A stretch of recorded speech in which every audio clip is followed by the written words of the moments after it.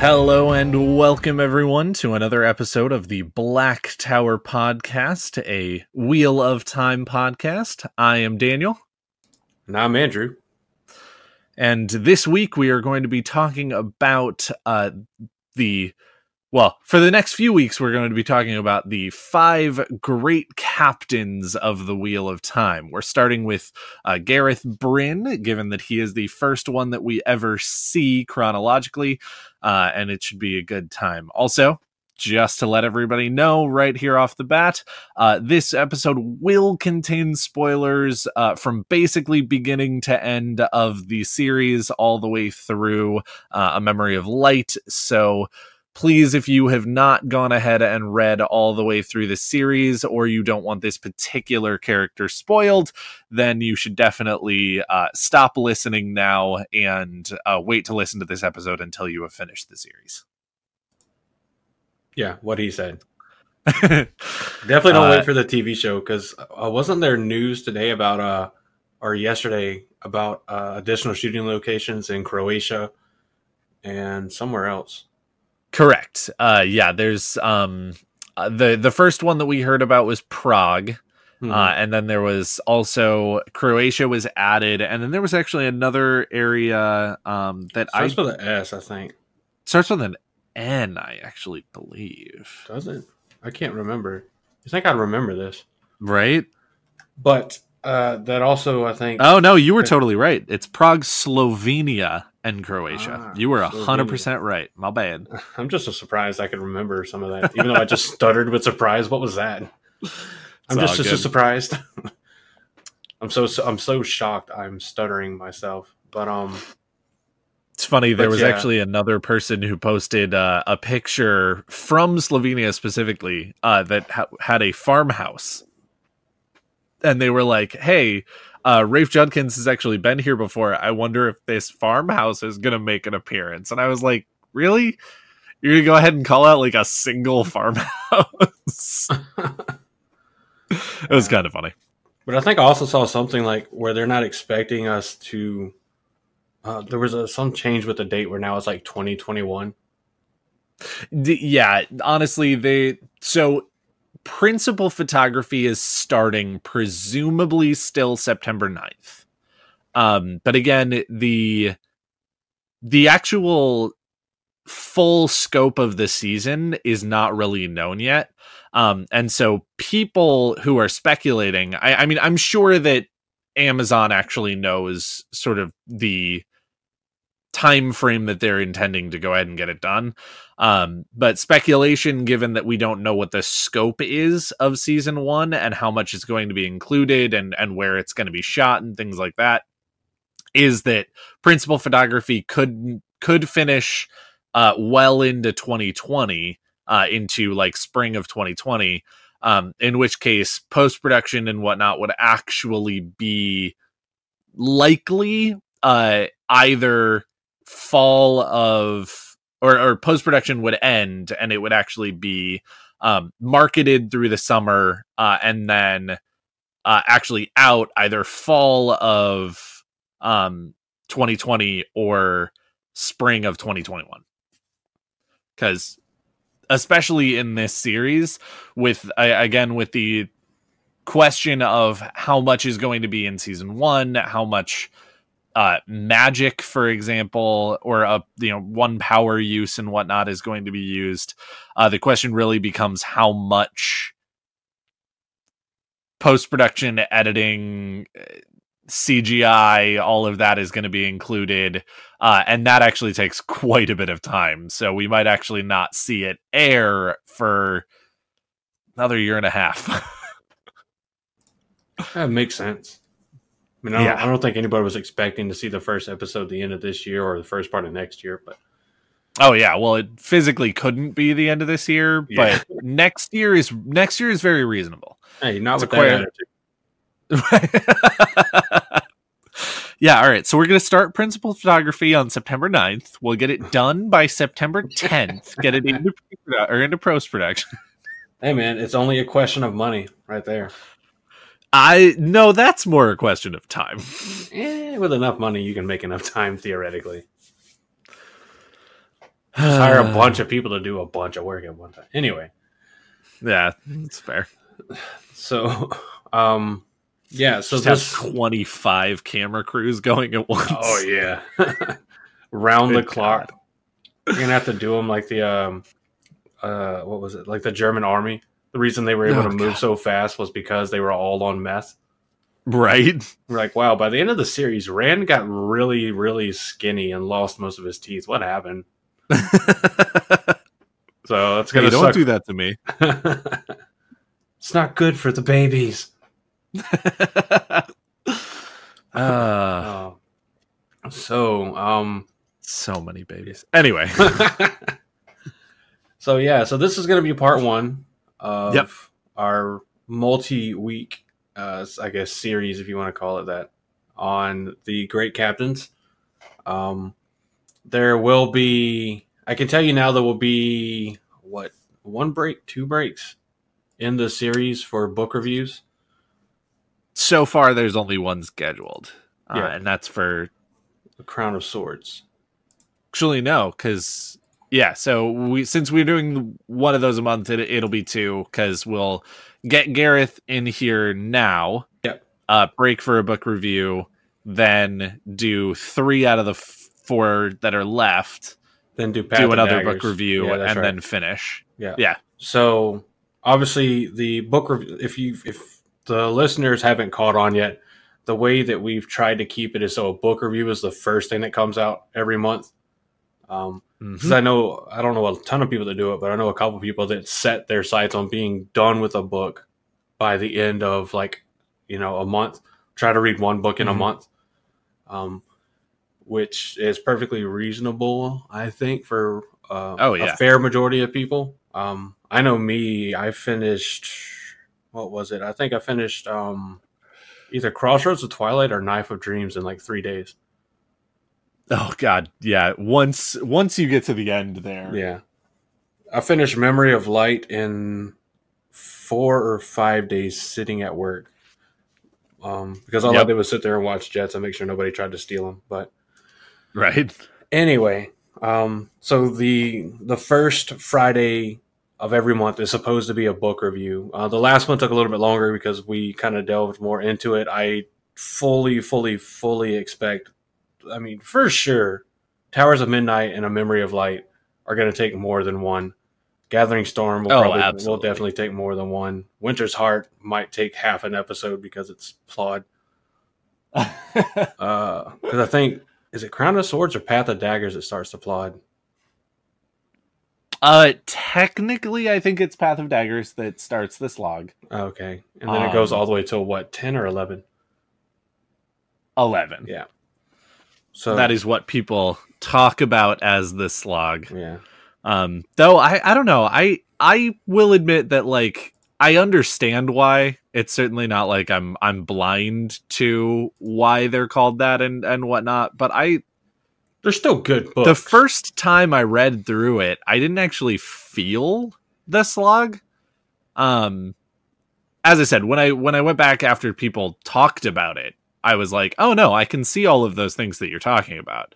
But to me, it was definitely, I've read so many books that are less interesting and more sluggy than the books that are described as such in this series, that I was just like, oh no, this is how books just are sometimes.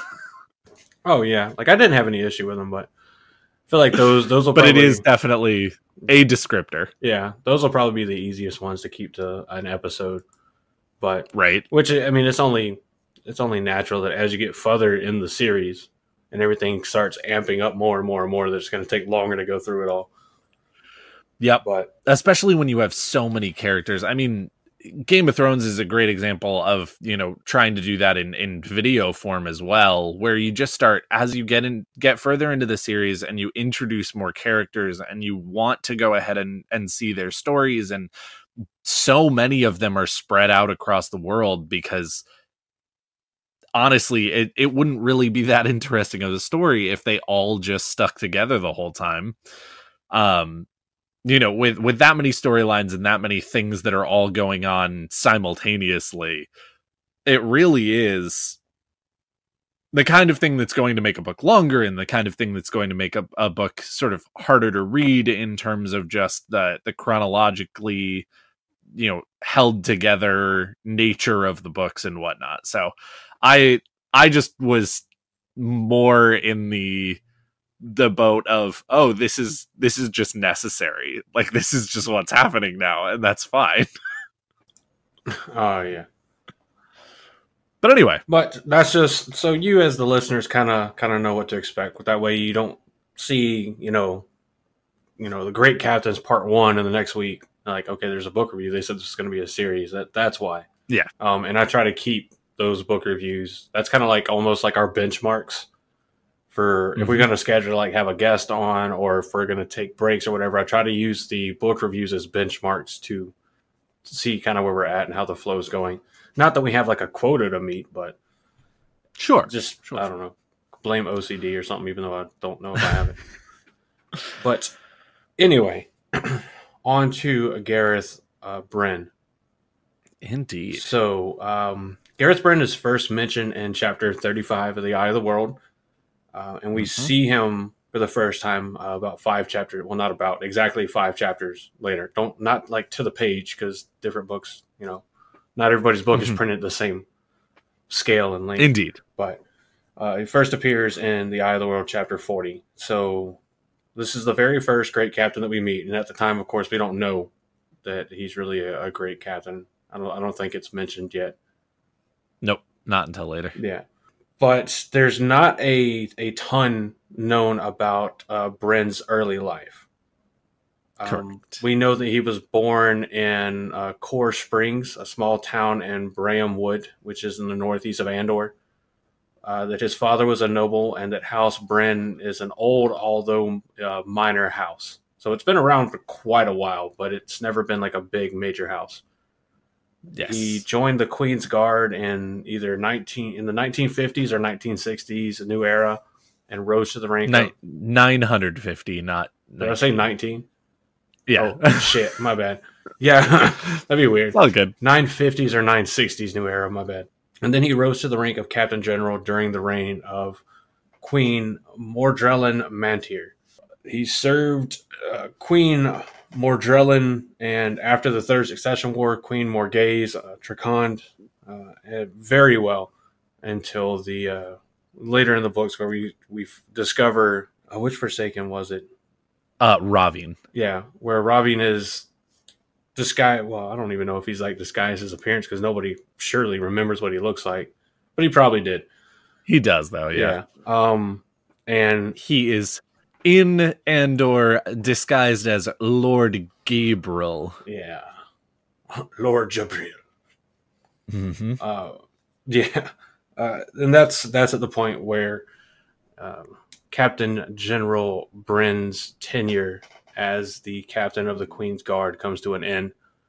And Morghese actually exiles him, not just from Camelin, but from all of Andor. Yep. So he is well known to be an extremely capable and experienced warrior and an influential member of the Andorran government. There's a ton of people that they were kind of putting up with some of the stuff that Morghese started doing while she was being manipulated by Raven. But Bryne being kicked out was kind of one of those big, like, yes, this is kind of fucked up, but everybody was too afraid to say anything for the most part. Yep. Because unfortunately for herself, in some ways, Morghese is a very capable woman who goes ahead and sets herself up as a very capable queen. And therefore, when she starts making decisions that people are questioning, thanks to Ravine, no one is actually willing to go against her because she's just lashing out at everyone who does. And she has made herself powerful enough to make that very negative for those people who she lashes out at. And so everybody just kind of lets it happen, where she kind of needed people to tell her what's what, because if nobody told her that what she was doing was out of place, she never would have realized that she was under Ravine's thumb. Or at least not until Rand shows up and kills him. Mm-hmm. So So Gareth Bryne is described as a man of medium height, very stocky, with black hair that's streaked with gray at the temples. The telltale mark of quote unquote wisdom, and with a dark Yep. eye color. Very. When I read his description the first time, to me it came off as that very stereotypical man's man description. Oh yeah, I definitely saw 100% like George Clooney, just harder. Like with the wings at the temples, like very much like Mr. Fantastic. I am just the quintessential man, and like everybody thinks that I'm dope, and I have fought in so many battles that people respect me, not only because I'm good at what I do, but also because they've seen me do it. Yeah. And throughout the series, Bryne really goes around. He doesn't go around with this kind of air of arrogance or, I'm the bee's knees, I'm the best thing, you can't tell me anything. But it's more of just this like calm, collected, I know what I can do, I know what I'm capable of, I don't need to prove it. Instead, my actions will show my worth. I'll just make it happen. Somebody that was definitely more than capable of rallying an army and laying siege to Camelin as retribution or to rescue Queen Morghese, but chose not to do so out of still a sense of duty to the Rose Throne, or Rose Crown rather. Yep. So things that he has done in the past. We learn about this far later in the book as Gareth is speaking with Siuan Sanji. But there was a disport. English, man. Gosh. I need to just get like one of the Stephen Hawking freaking little type things that just talks for me. So during a dispute over the Merondian raids into the Andorran border, Gareth is severely chastised by the Emerald Seat at the time, who, of course, is Siuan Sanji. And she does this in front of his men. And I think this is one of the few times that, I don't want to say few because he does it a few times, but one of the times that you actually, in the recollection of the event, see Gareth actually pissed. Yep. So he's one of those, and I very much agree with the sentiment. Say whatever you want to me, but don't undermine me in front of the people you expect me to command or that I am in command of. Yep. That's a severe no in the military. Yeah. But it's years later when the Siuan explains to Gareth or to Bryne why she forbade him to interfere, and it was because the White Tower was doing what the White Tower always does, and they were trying to manipulate a young Merondi lord named Dulain, who they felt could one day unify all of Merondi, and she didn't want Bryne's soldiers to kill him. But of course, he was killed a month later anyway by an Andorran farmer during a sheep raid. So his formal title, whenever he was under Queen Mordrellin and Queen Morghese, was First Prince of the Sword. The title that we know that Gawain is supposed to take up once Elaine becomes queen. Yes, technically it should be the brother of the queen if she has any siblings. Unfortunately for them, Mordrellin and Morghese had no living male siblings, and so they got to name their first Prince of the Sword rather than it sort of being a title that was passed down familially. Yeah. I don't even know if that's actually a word, but it sounds good. Yeah, familiar. I can't say it, so it must be a word.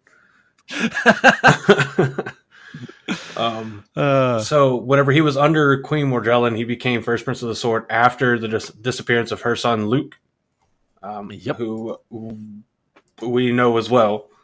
We did do a spoiler warning for the entire series. So Luke is actually Luke Mantir, who we know and meet later on as Slayer.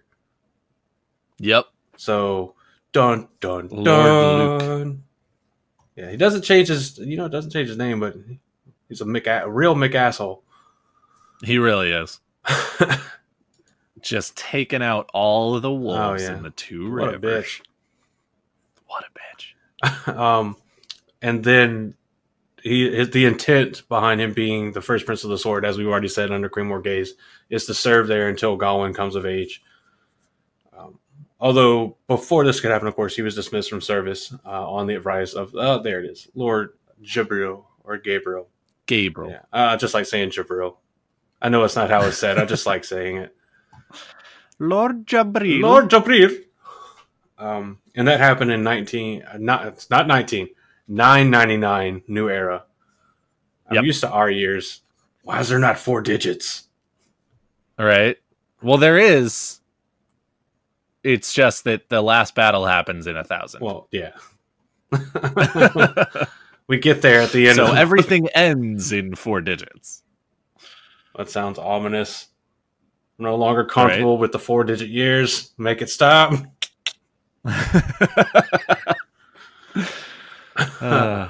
So once he is sent away by Morgaze, he actually goes into, an early retirement, which is not actually that early for him. I mean, he is actually relatively on in years at this point, but it is earlier than anyone expected. He goes back to Core Springs, where his family has a manor, and he stays there for a little while with a small group of retainers, taking an active part as leader of the village, though he is uninterested in a lot of ways in doing so, but he does feel like it is his family duty now that he doesn't have another one.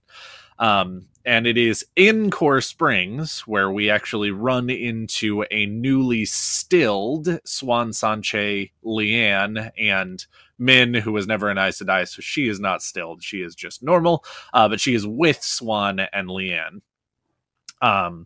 They end up causing some damage to a farmer's homestead, though that's mostly a gentled Logain, though they do take a little bit of a part in it, as they don't necessarily want to be captured and killed on sight.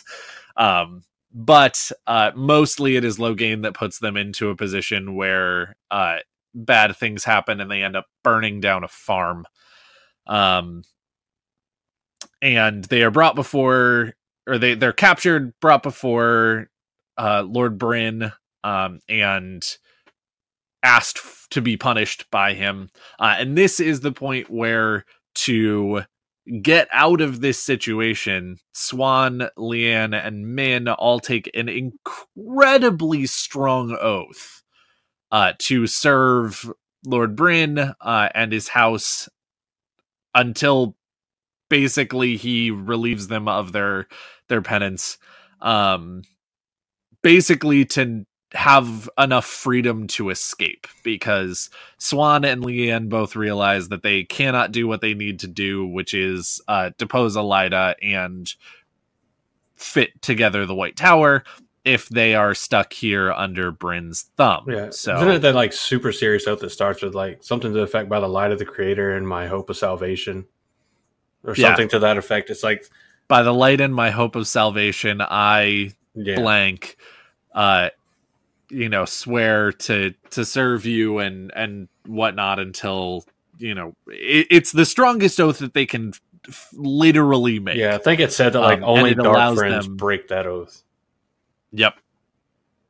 And of course, then they break it. To be fair, Siuan, later on, she does pull some of her traditional Aes Sedai, and she says, I did swear to serve you. I did not say when that service would start. Yes. So, and in fact, that is actually one of the funniest parts, in my opinion, is that, even she always intended to go ahead and do that. It's just a lot faster that she ends up doing it than she ever thought, which is hilarious in terms of the turnabout is fair play kind of thing, where she's like, oh, I said I'd serve you, I just didn't say when. And then she thinks that it's way down the road, and he's like, oh, no, it's going to be now. Because going on, Siuan, Leanne, and Min actually end up escaping from Bryne's retainers, actually with the help of Loghain, who comes back into the fold here for a moment.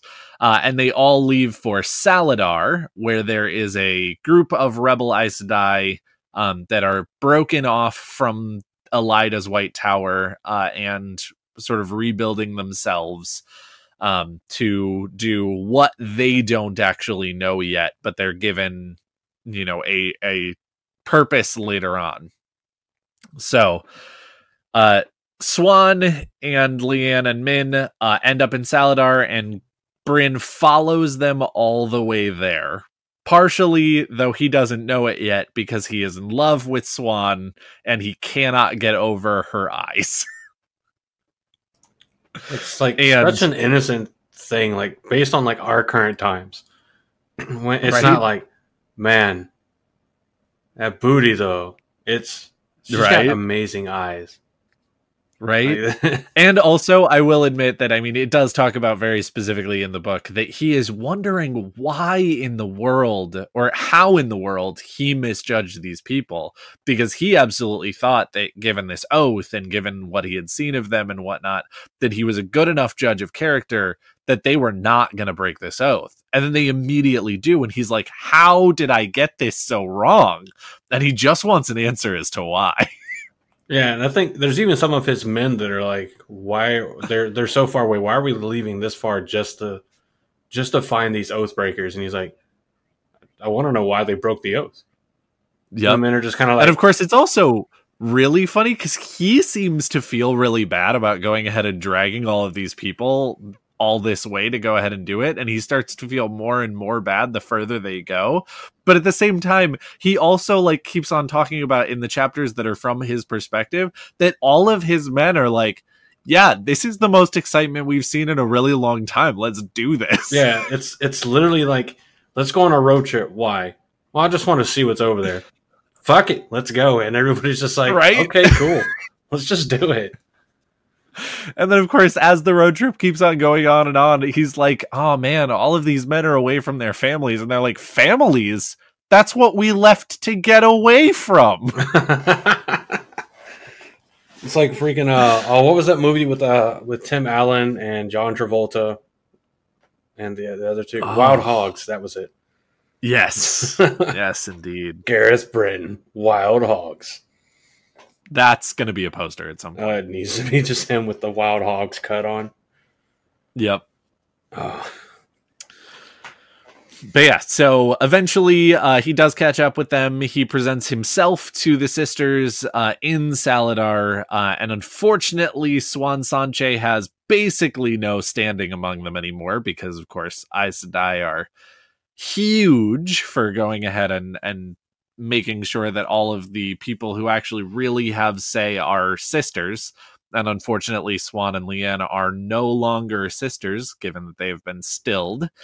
Though they do manage to go ahead and wrestle a certain amount of control from the sisters in Saladar, given that they actually have access to a wide network of effectively spies that they call eyes and ears around the world. But of course, they wrestle that amount of control away from them, and then immediately Bryn shows up and he goes, hey, these women have sworn an oath to me and they need to go ahead and follow through on it. And all of the Aes Sedai go, oh, heck yeah. Anything to go ahead and make Swan and Liana squirm. And so they're basically given over to Bryn to serve out their sentence while they're also working for the sisters in Saladar.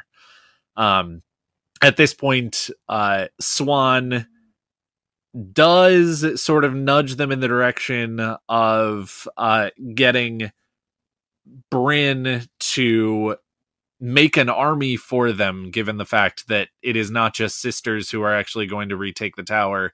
It is definitely going to take a lot of boots on the ground.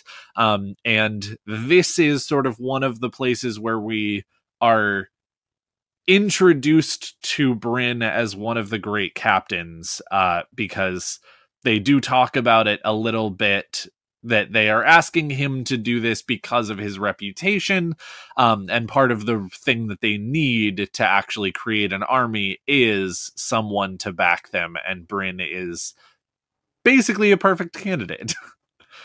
He does go ahead and get them to swear some oaths that they will go ahead and do a few things for him, but he does eventually and grudgingly agree to be the general of the army, and begins efforts in that direction. I love the conditions he sets.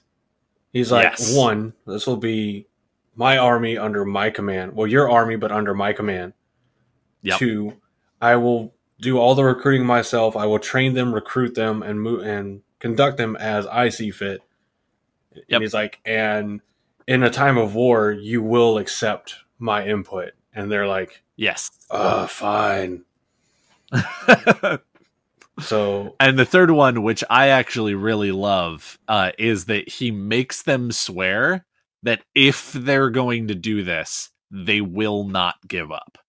Because he knows that his head is so on the chopping block, along with everybody else, including most of the rest of the army, as well as every single sister, if they just end up going ahead and not doing this. I mean, obviously, Elida would let a few of them back in the tower, but there's absolutely no way that anybody who's in the little hall or the little tower are making it out of this alive if they don't successfully depose Elida. So yeah, I agree that those are some of the best requirements that he ends up giving them and making them agree to, especially given Aes Sedai's insane propensity to just think that they're always right about everything. And so he's like, no. With the army, I am right. Go fuck yourself. But like, just because of his charisma and his experience and knowledge, he comes out to me. He's as close to being Ta'veren as you can get without being Ta'veren, or maybe he is very, very, very slightly Ta'veren. I know, right? But I think a lot of it is just like the reputation he has. Yes. That even the Aes Sedai have years to say, and years of experience and track record that he has. Oh yeah, because even the Aes Sedai have to say, if he's asking for this, he needs it. He knows what he needs, and yeah, they hate giving up that amount of control to anybody, much less someone that's not a sister. But right, they kind of realize like, well, we're kind of in a pretty shitty situation. So, I mean, because they're essentially all homeless, other than putting up their tents and commandeering Saladar, basically. Which, to be fair, they actually go ahead and put up Saladar pretty quickly. It's actually very impressive, the amount of or the small amount of time that it takes them to go ahead and make this completely abandoned town into a thriving, bustling, almost metropolis of things going on. It's very impressive. Oh yeah, it definitely is. But anyway, so once they actually start this process, Gareth Bryne does start going ahead and putting together this army. And during this time, we see a call put out to Egwene Alvir to come back to Saladar from where she is with the Aiel in Cairhien, and they name her the Amarlin seat. And this is actually a huge turning point for the sisters as well as Gareth himself, because before this, he is there almost exclusively for Siuan. And as I said, he doesn't know it yet, and Siuan doesn't know it yet, but they're absolutely still there and still working with each other, and still doing all of this stuff because they're in love, and they just won't admit it to each other. But this is the moment where he actually sort of realizes that this is absolutely a serious request and that things are actually going to happen. Because up till this point, the sisters have basically been sitting on their hands and been all too happy to sit there and say, oh, well, Bryn needs more time to, recruit and do all of these different things, and we're not ready to move out yet. And then Egwene shows up and gets made Amerlin's seat, and suddenly things happen incredibly quickly. And he goes, oh, okay, cool. So we're actually doing this. And he actually ends up going ahead and swearing sort of an oath to her. He doesn't actually swear, but he does go ahead and give her some promises, specifically to the Amerlin, that he did not give to the sisters in Saladar before they raised Egwene. And it does end up being one of the strongest things that Egwene has going for her later on. Because Egwene is definitely one of those people who is minor Taviran, if not actual Taviran, though nobody actually says so. Oh yeah, for sure. No question about that. Honestly, it seems like everybody who they pull out of the Two Rivers really is just either absolutely Taviran or minor Taviran or just that good at what they do. And then, of course, they come across Elaine and Min and Avienda, who are all basically mini Taviran in themselves as well. Because, of course, again, with Bryn, you can absolutely chalk up a lot of what he does and what he gets done to be past experience and past achievements that are just kind of coming home to roost. But like with most of these people from Emmons Field, as well as the younger people that they run into, a lot of them just go ahead and do things that they should not be allowed to do in a lot of ways, except for the fact that they are just that good.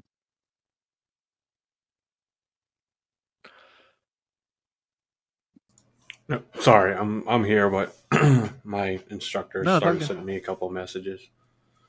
Like, of course, I joined. He's like, "Hello, how's everybody doing?" Blah blah blah blah blah. Makes sense. But yes. All right. Do you want to take over from here? Or do you have stuff to do? No, I can take over from here. That's fine. He's talking to other people now. Okay. All right. So now that Bryn is building this army for the Saladar Aes Sedai, the army, of course, there's a ton of people. Once they hear that Bryn is assembling an army, they flock to it. Almost in the same kind of manner that we see the Borderlanders flock to the Golden Crane banner. Mm-hmm. And it just steadily grows and grows and grows and grows.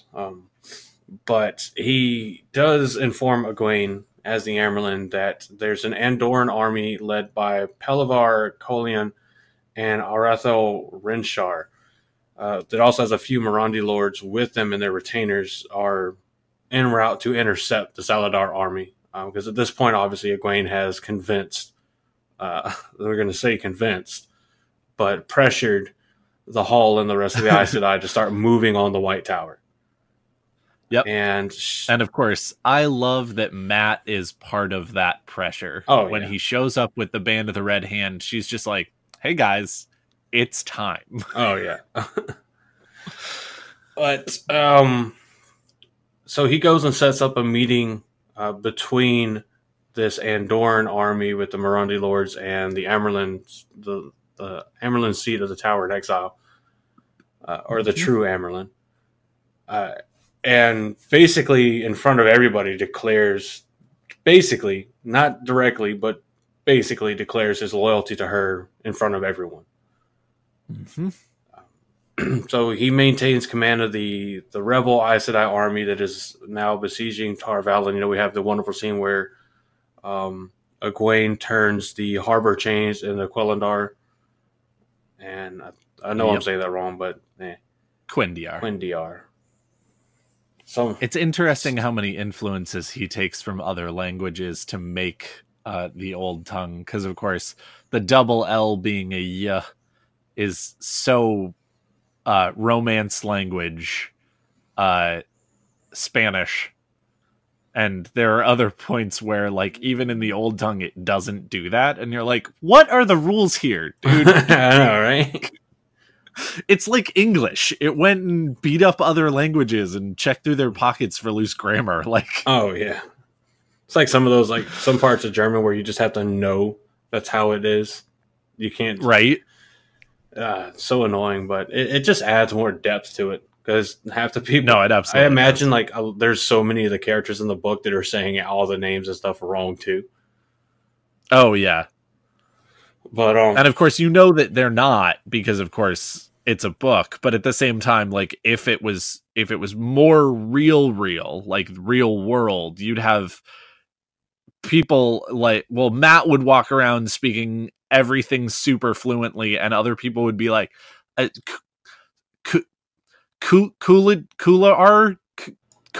I don't know how to say this. What's up there, Kula deer? Hearthstone. Yeah. But of course, Egwene is captured by the White Tower Aes Sedai, and Bryne, being who he is able to deduce that Siuan is still meeting with Egwene while she's in captivity in Teleron Rio. It's Siuan that sends him a warning that Elida's White Tower can now use traveling as well, that they've just rediscovered traveling. Gawain leads the younglings and asks to meet with Bryne, and the two talk, and Bryne fills Gawain in on Elaine taking the Lion Throne. Sorry, why did I say the Rose Crown earlier? Well, I guess it is the Rose Crown, but it's the Lion Throne. Is it? It's both. Yeah. So it's the Rose Crown, and it's the Rose Crown of Andor, but it's the Lion Throne that she sits on. Yeah. And so it's interesting that it's not actually the same, that it wouldn't be lions for both or roses for both, but it is actually, each one is called each thing, and the Queen of Andor sits on the Lion Throne and wears the Rose Crown. So okay, well, it's relieving to know I didn't. So you were right up again. No, you were totally right. But Bryne fills Gawain on that, and also that Rand has defeated Raven. And then Gawain leads him to Shimmerin. I was actually right the first time. I thought it was wrong. I was like, that sounds you were. But she was hiding amongst all the washing ladies, and Bryne, of course, forces Gawain to reveal where the younglings are, so he can muster a force against them. And this is where we actually see Gawain and Bryne kind of stand against each other, because Gawain's like, no, but Bryne's like, you can't keep sitting on the fence. You gotta be for one side or the other, and you're gonna be forced to choose whether you like it or not. And there is also this lovely implication in that scene, which is, and you better choose correctly, because I'm on the other side of this fight, and if you don't choose correctly, I'm gonna have to take you out, because you are actually good enough that you're a problem, and so I'm gonna have to kill you. I will end you. Basically. And so he is definitely strongly encouraging Gawain to choose the right side, if you will, while not outright threatening him with, hey, if you don't choose the side of light, if you will, and you decide to keep going on this path that you're on, you're gonna not make it out of this. Yeah. So then we come to the Shan Chan attack on the White Tower itself, which happens while Egwene is still prisoner. And Gawain and Siuan both conscript, basically, like force Bryne into leading a rescue mission for Egwene, which he agrees to, but only on two conditions, because every time anybody tries to force Bryne to do anything, he's like, yeah, I'll do it, but there's some conditions. Right. And the first one is that Siuan has to bond him as her warder, which she immediately does. And he knows the second, or they all know the second one at that time, but we don't find it until later, that it is that she has to agree to marry him as well. Yep. which is amazing. Yeah.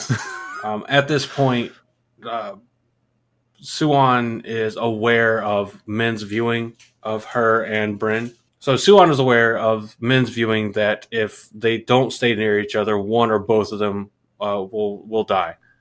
And as Bryne not miraculously, but saves Siuan's life from a Shanchan assassin, the assassin is able to actually shoot a poison dart into Bryne.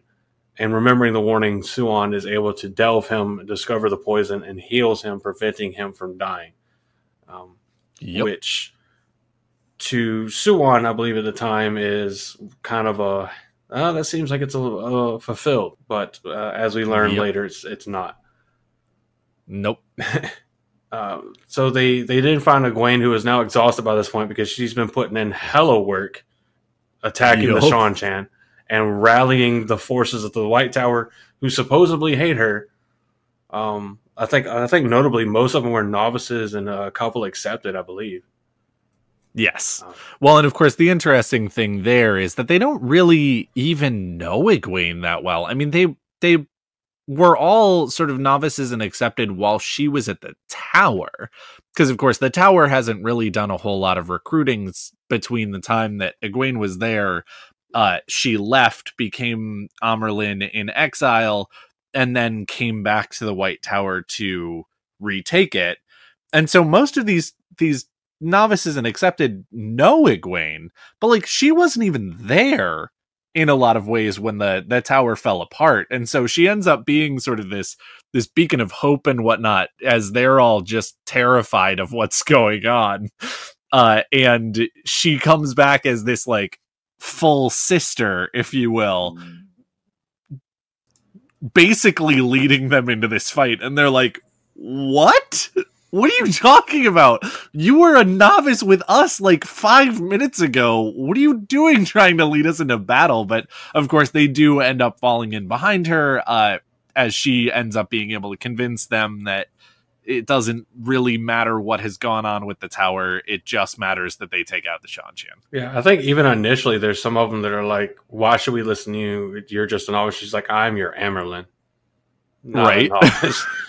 And they're all like, and then there's like an explosion. They're like, okay, fine, whatever you say, crazy lady with the freaking. Didn't she grab one? I know it was an Angreal, but was it a Saw Angreal she got? I don't think it was. It wasn't that powerful. No, I think it was just an Angreal. Yeah. But still, I mean, it's a relatively powerful one, and she ends up like glowing in their face and just being like, I am your Amyrlin, which I love the parallels to this, which I mean, I don't think anybody who was writing the script actually necessarily knew what they were doing, but like, I'm just reminded of the scene in the Avengers where Captain America runs out to the police and he's like, we need a perimeter down on 4th Street all the way up to 66th, and get these people out of these buildings and do whatever. And the guy goes, why should I listen to you? And then immediately there's an alien attack and he just totally takes out like 5 different Chitauri. Yeah. And then the guy's like, cool, so we need a perimeter down on 4th. Such a good scene. Such a good That's scene. basically what happens here. Yeah, no, it's an exact parallel where she's like, we need you guys to do this, and then you should do this. And they're like, why should we listen to you? You're a novice. And she's like, no, I'm your Amyrlin. Boom. Cool, so I took care of that, and now we need to go ahead and do this. Yeah. So they rescue Egwene, who is fatigued, and she finally looks at Bryne and is like, prepare the armies to attack the White Tower, which is something she's been trying to avoid because she doesn't want to lose any more female channelers, because she's like, our numbers are thin enough already. And Bryne understands that. I think he agrees with it as well. He understands it and sympathizes with it, but he also, the militaristic strategy side of him knows you're not going to win if you just keep waiting. Because even he started to pressure, like, you need to move and attack if you're going to win. Wait much longer, and they'll have enough food stored up where they can outlast any siege we can do. Yep. Which is also kind of funny, because I absolutely appreciate the fact that when it comes right down to it, the people that they've found, the women that they've found that can channel in Saladar and in the surrounding areas, as well as the entire knitting circle and the kin from Abu Dar and whatnot, not all of them are ideal as far as strengthening the White Tower beyond what it's been for so many years, but at the same time, like, they have not just like matched what the White Tower, could be at this point, but they've actually surpassed their wildest dreams in a lot of ways as far as what the tower can be and what sisters can or what just women in general can channel that are going to be part of or at least associated with the White Tower. And so I do understand Egwene's hesitation for killing in general, because of course, absolutely, you should always second guess killing, just period. But at the same time, like, as far as her excuse for just being like, yeah, our numbers are so down, and so I don't want to necessarily like take out sisters. It's like, yeah, but you're bringing so many more of them into the tower. Don't even really worry about that much. Yeah, it's kind of one of those things that, like, the moment that we're about to talk about is only possible by and large because of Egwene's time as a captive domain of the Shan-Chan, of her time training under the Wise Ones, and fully adopting Jiatou in a respectful way as much as a wetlander can, to the point where all of the IL are like, yeah, we're fucking proud of you. Like, holy shit. You're not like the other wetlanders. And then her captain general of her army is this super down-to-earth, just hard facts. This happens because it needs to happen. I don't like it. You don't like it. None of us want to see it happen. But if we wait any longer, the people that aren't thinking straight, that stay in that big, shiny white thing that points in the sky, are going to be untouchable for the most part. Yep. So she tells Bryne to wait an hour before attacking the White Tower. And in typical kind of fantasy suspense, just as the hour ends and she's about to give the signal to attack, a delegation appears from the White Tower, and they kind of they surrender and ask Egwene to become their Amyrlin as well. And so she's like, Bryne was right. And he's like, yeah, I've done this like many times. The only reason I haven't taken the White Tower before is because I didn't need to. We were allies. Yep. And I fully believe that Bryne could have taken the White Tower with the forces of Andor had he wanted to. Oh, without a doubt. Yeah.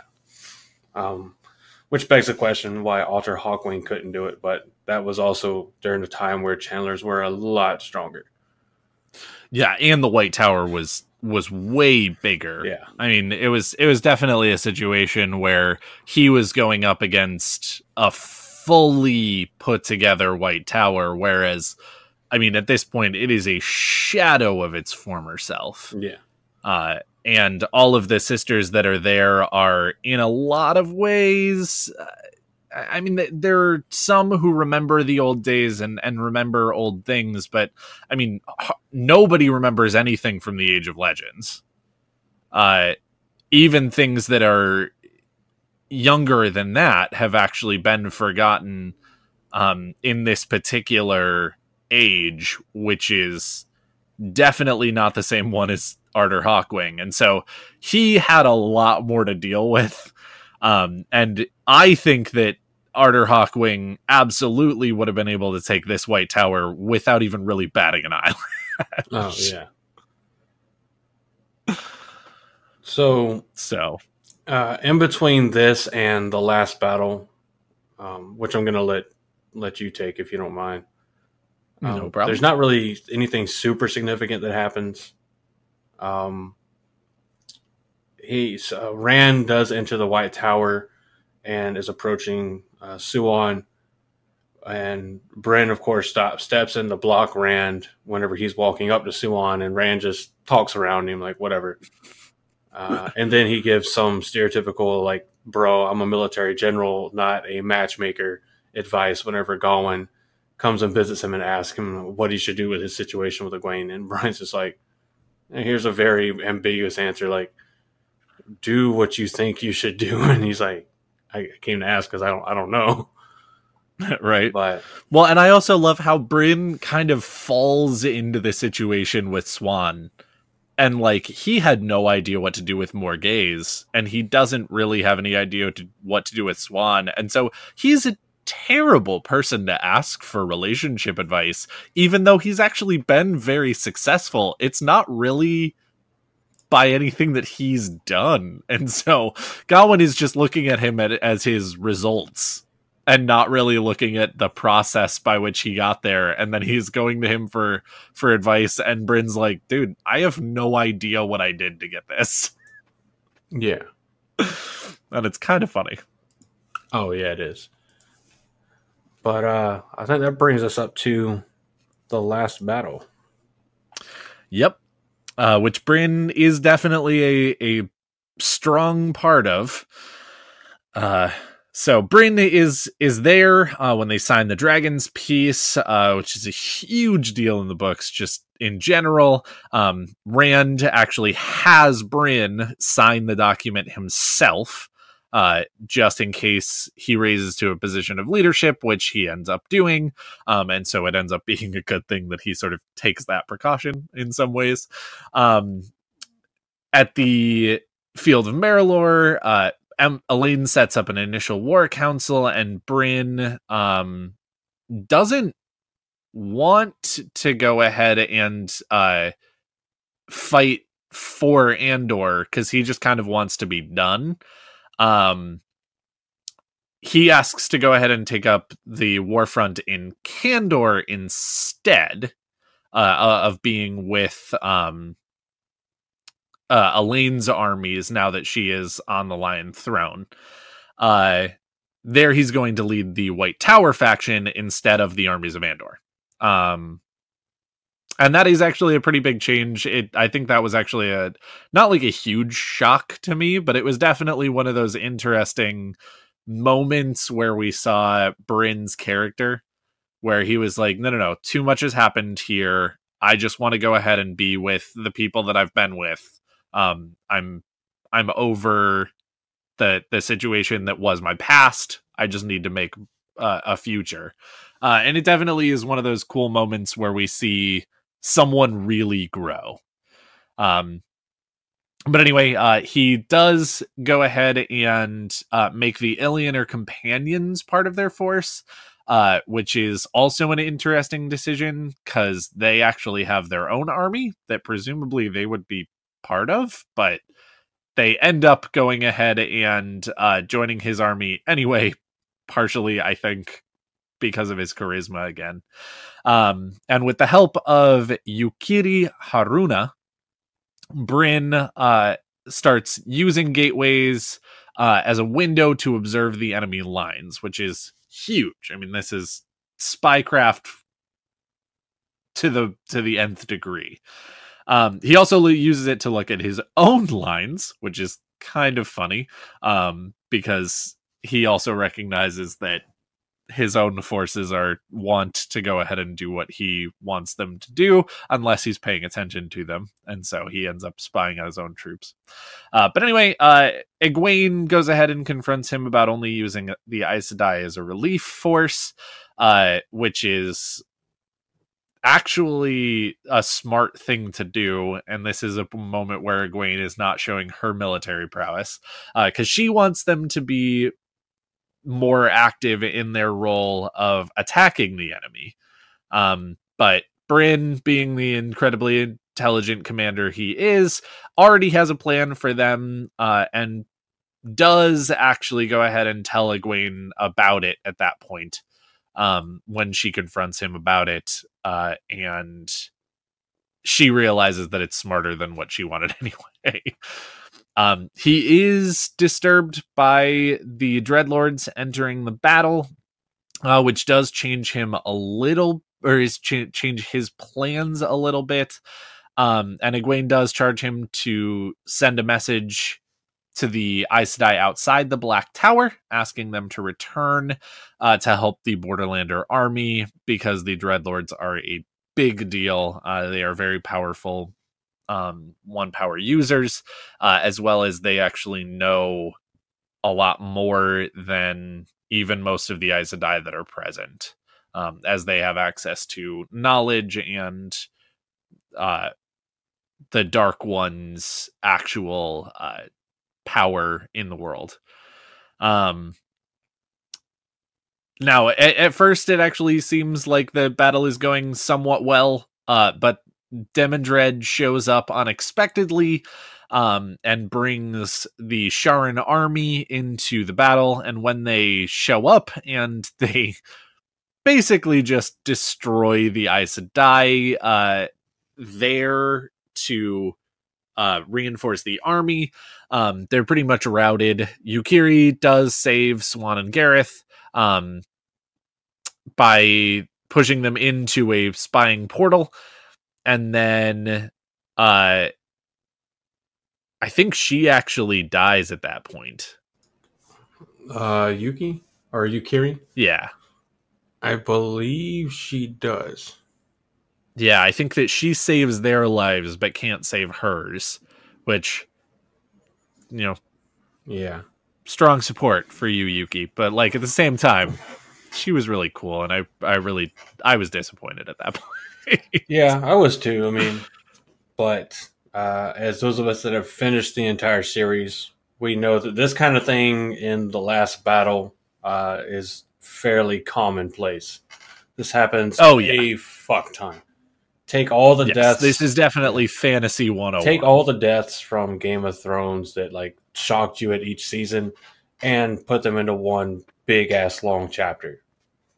Yeah, this is the battle for Hogwarts, the battle against Thanos and his armies. This is everything about this series, or about fantasy series, is wrapped into one.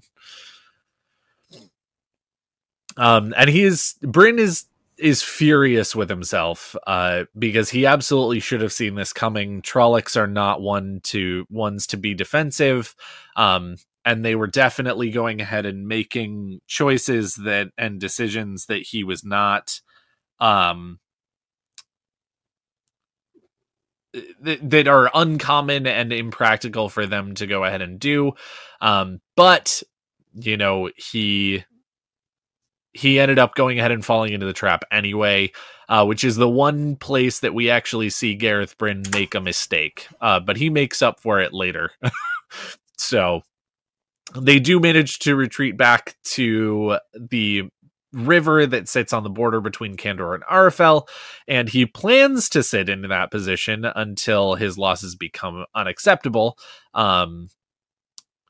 But that is when the Rockin' Scouts do show up and say and sort of give the incredible news that the Shan-Chan are going to come and reinforce the army. He does end up falling prey, and this is not really a mistake for him. This is just kind of what happens in these stories. But she does actually, or Grandal does show up and manipulate Bryne using compulsion, as she does the other great captains as well, and forces him to subtly alter his battle plans to lose to the Shadow Spawn, but this is detected in time to stop, and thankfully Bryne is at that point relieved of his command, though he does continue to fight. And this is where the two, not most major deaths, but two of the bigger deaths in the last battle happen as well. They were saved earlier by Yuki, but at this point, Siuan does get killed, and Bryne, being her warder, goes into a battle frenzy and kills a ridiculous number of Trollocs before being killed himself, at which Birgitte does recover his body from the battlefield. And that is the end of Lord Gareth Bryne. It's kind of one of those moments, because like I said earlier, the moment where Siuan is able to delve Bryne and discover the assassin's poison and save him, it seems like a fulfillment of men's viewing, because a lot of the times with her viewings, once we see something that fits it happen, a lot of the times, with a couple exceptions, it pretty much is a fulfillment of the viewing. Yep. And this is one of those instances where it's a long-term viewing. This was one that even men, once she sees Siuan, she's like, "You're not supposed to be here. You have to stay near Gareth Bryne." And Siuan is like, "I did. We've already saved each other's lives. Your viewings are never wrong, so we're good, right?" And she's like, "No, I told you have to stay next to him all the time. That if you don't, the two of one, or rather, one or both of you will die." Well, the quote I'm looking at is she says that the two of you would die, and she's like, "That aura is still around you right now. Whether you think whatever you think you did, the viewing has not been accomplished yet. It's still there." And then I think it's pretty much right after that. There's been the big fire blast on the command post, and it is incredibly sad. I mean, it's definitely a situation where it definitely needed to happen, and it was really, it's definitely one of those deaths that feels meaningful and definitely makes the story better by being more realistic, because of course if everybody actually makes it out of the last battle, then was it actually even worth building up to? But at the same time, I mean, again, Bryne is one of my favorite characters in the series because he is so down to earth and he's so put together, and real, that when he does end up dying, especially because of losing Swan, it's a rough chapter to read. Yeah. I meant to do this earlier, but I'm going to take this moment because the last 2 episodes we didn't do one. This one isn't as much of an obscure movie, but it is a movie quote. Let's see who gets it. Trying to get it in before the very end of the podcast. So Indeed. This movie quote is, "I'm travel sized for your convenience." Ah, very nice. Yeah. So it's not really that obscure of a movie, but it's fun. It's fun. Well, we can make them harder as time goes on.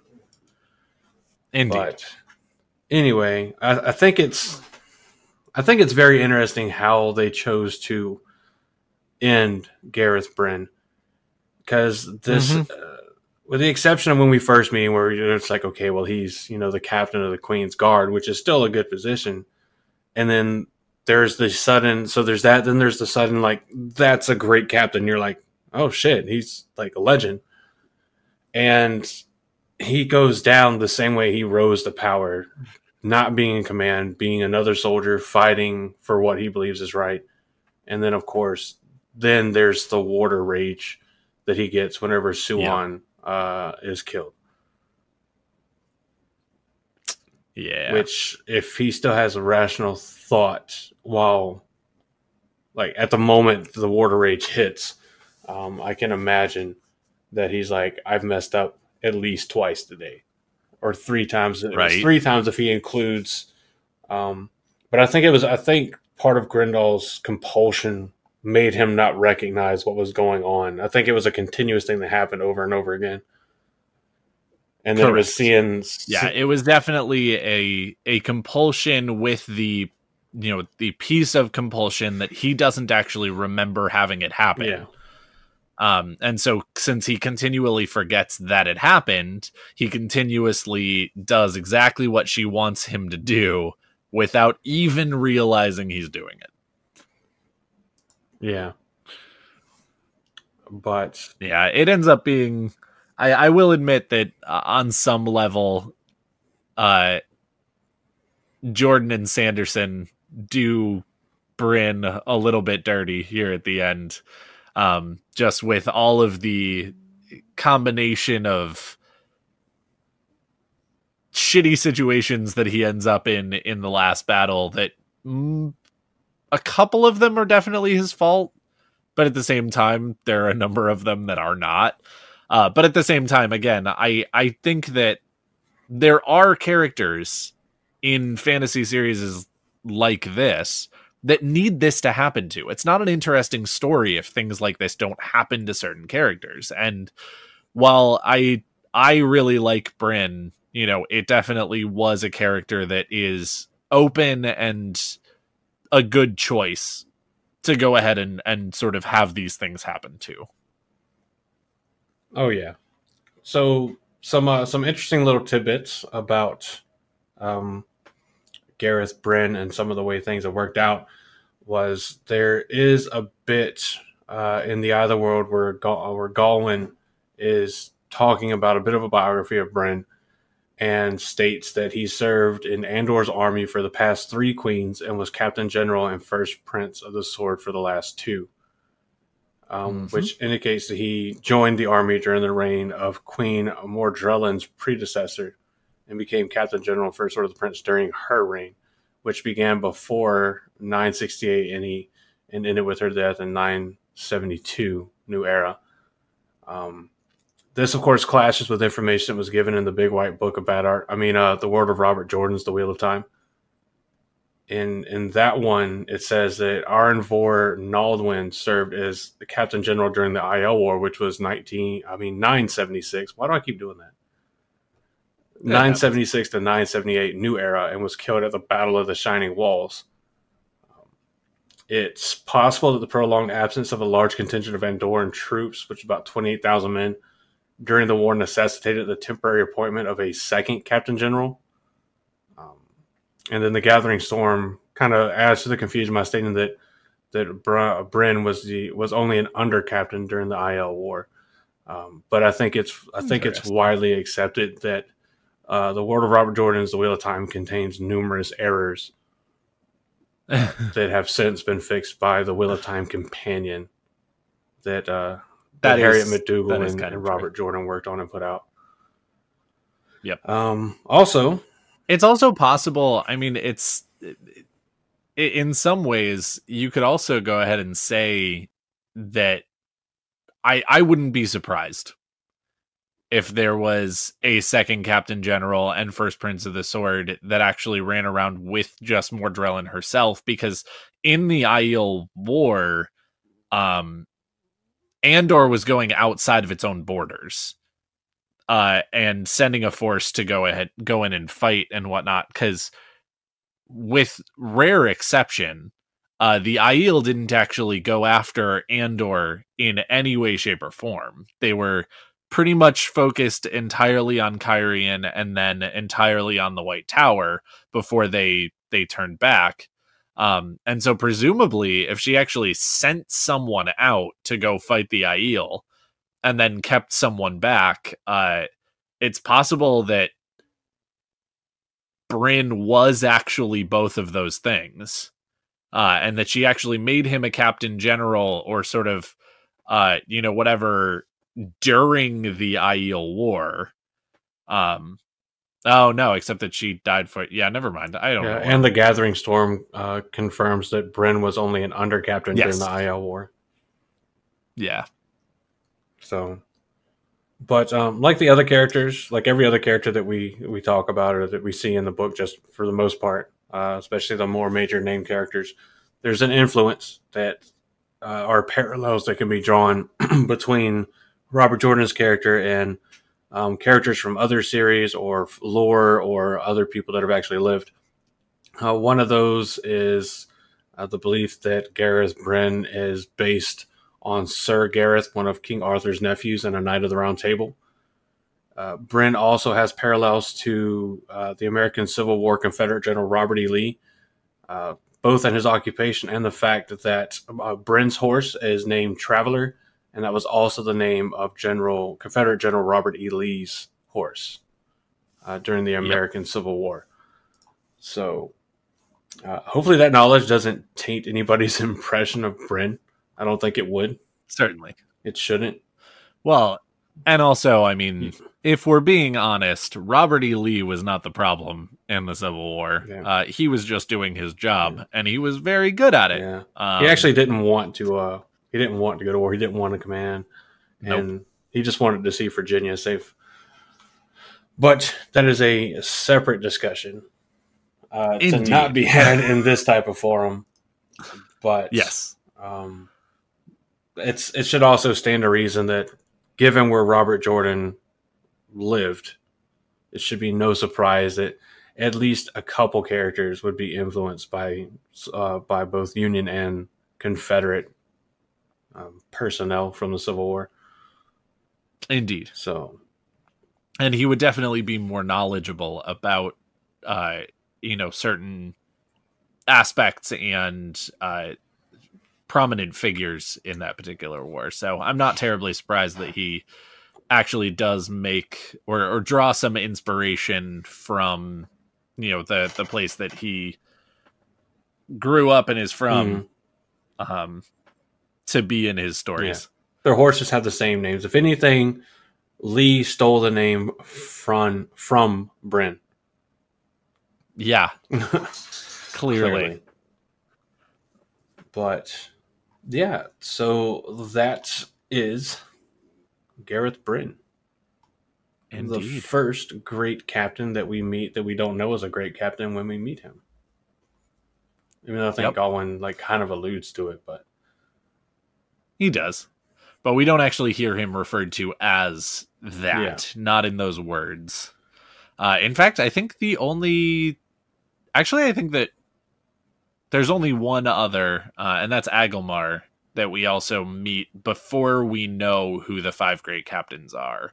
Because I think they are talked about, or they are at least mentioned before we actually meet Niall, Bashir, and Iderald. Mm-hmm.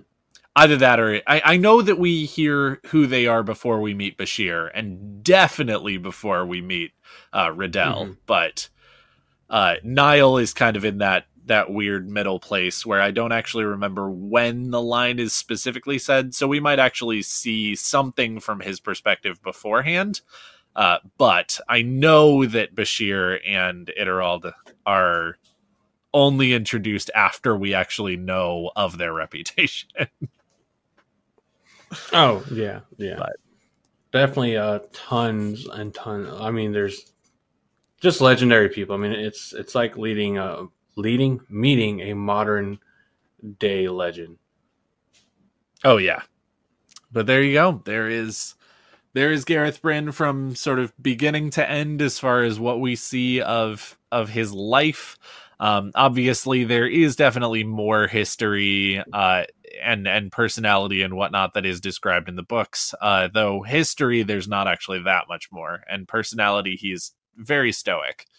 But at the same time, I mean, definitely if you want to know more about Gareth Bryne, obviously, if you have not yet read the books, definitely do so. If you have not read the books, I don't know why you're listening to a Wheel of Time podcast, but I'm glad you're here. But definitely do so. He's a really cool character, and I recommend delving a little bit more into him if you're interested, because he's one of my favorites. Yes, and he's also one that he's far too important, I believe, to be cut out of the TV series. And since he appears so early in the series, it's going to be interesting to see who they choose, who they cast to play Gareth Bryne.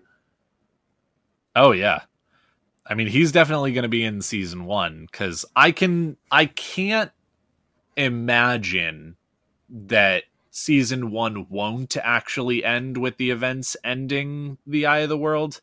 They're actually adding more into it again, all of this is speculation and it's been talked about a little bit, but none of it has been truly confirmed.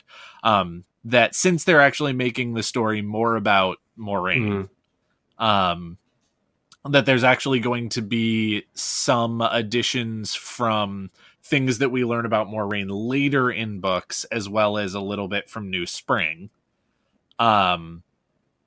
But I really can't imagine that they won't end with the events of the end of the Eye of the World, as that is so cinematic and a really good place to end the season.